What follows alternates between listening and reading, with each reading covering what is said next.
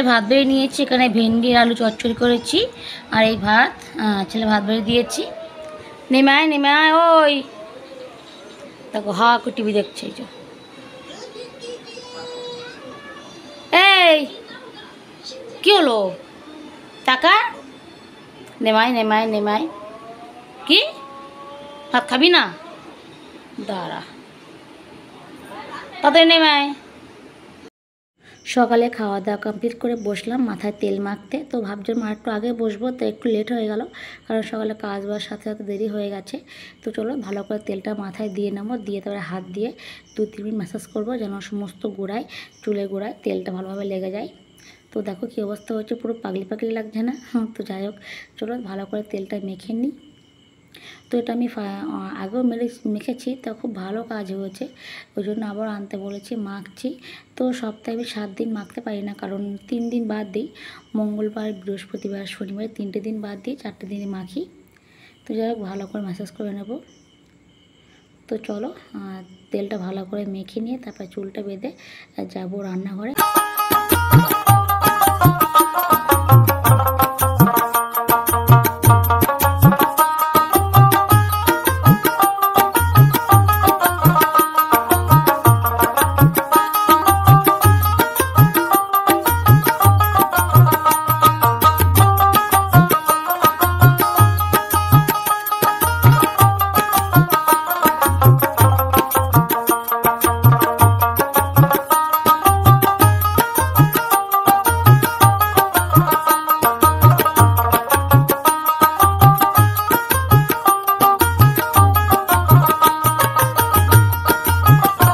High friends, good morning, welcome back to my channel Basanta blog. সবাই কেমন আছো?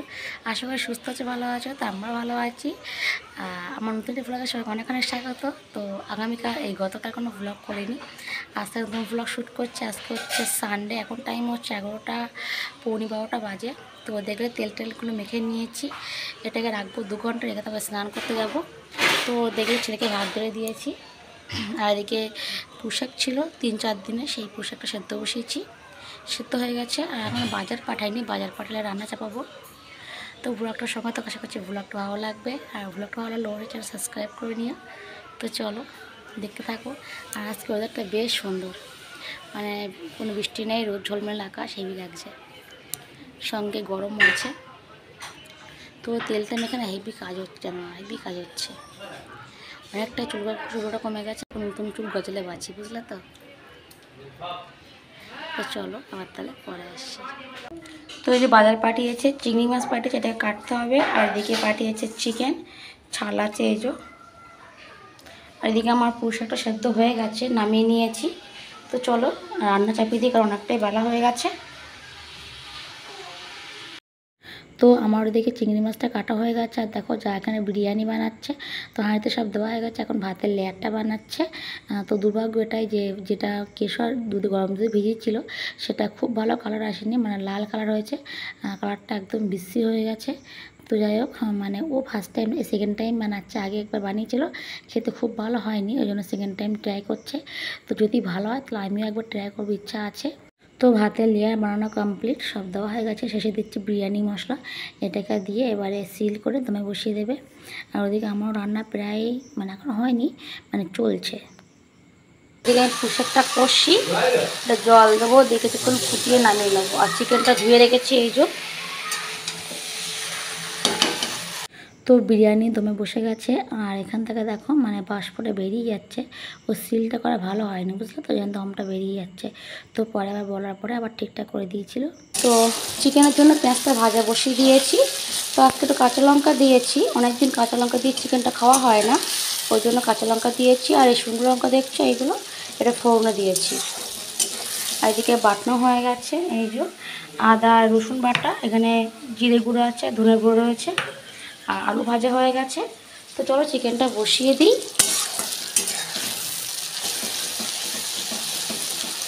তো চিকেনটা কষা বসিয়ে দিয়েছি, এটাকে চাপিয়ে দিয়ে যাবো স্নান করতে। আর এদিকে আছে কটা বাসন, এইগুলো তার আগে মেজে বসে নেব।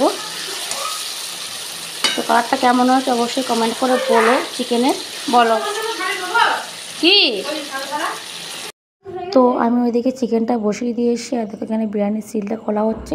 তো বিরিয়ানিটা দেখতে খুব ভালো না হলো, খেতে হেবি টেস্টি হয়েছিল। কী বলো তো, মানে ওই কেশরটা তো ভালো ছিল না, ওই জন্য খুব ভালো কালার আসেনি। তো যাই হোক খেতে হেবি টেস্টি হয়েছে।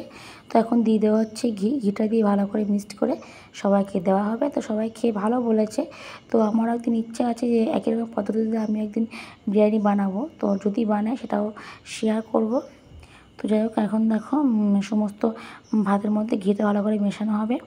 তো এটা হচ্ছে বিরিয়ানির ফাইনাল লুক। তো কেমন লাগছে অবশ্যই কমেন্ট করে বলো।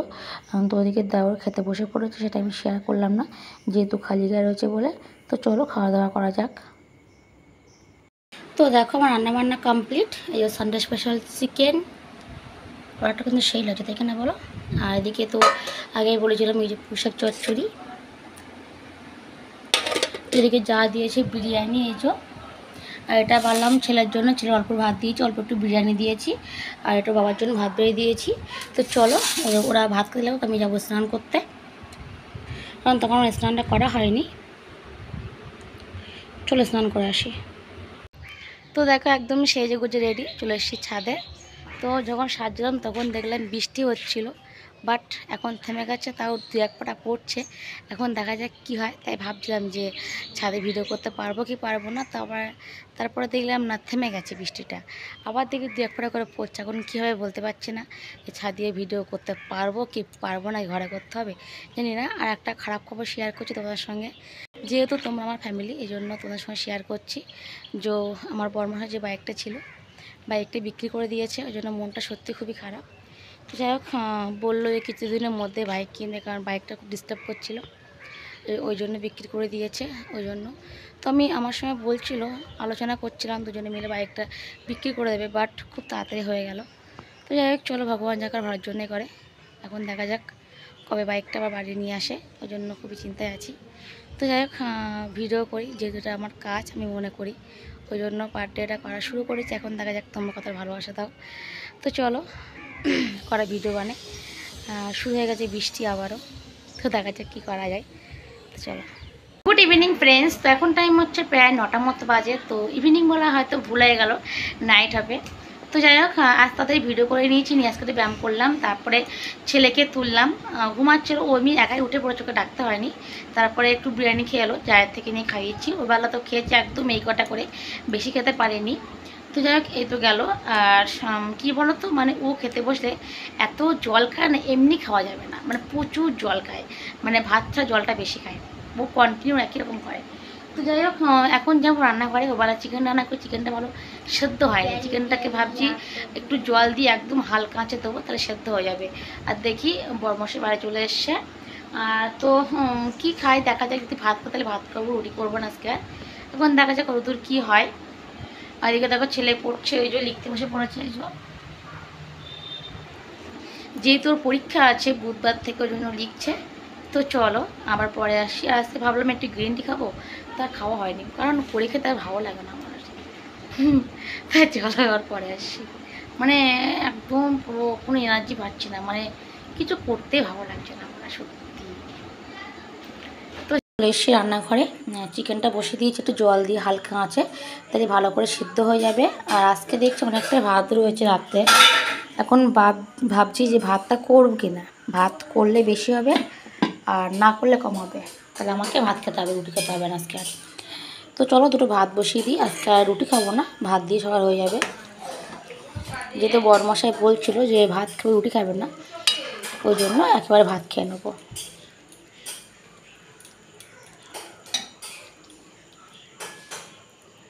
তো এখানে ভাত বসিয়ে দিয়েছি। তো বন্ধুরা ভিডিওটা আজকের মতো এই পর্যন্ত। ভিডিওটা কেমন লাগলো অবশ্যই কমেন্টস করে বলো। ভিডিওটা ভালো লাগলে লাইক করো, শেয়ার করো এবং চ্যানেল সাবস্ক্রাইব করে নিও।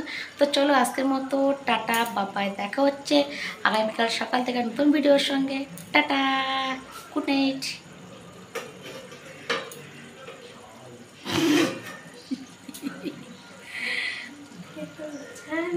তো চলো টাটা।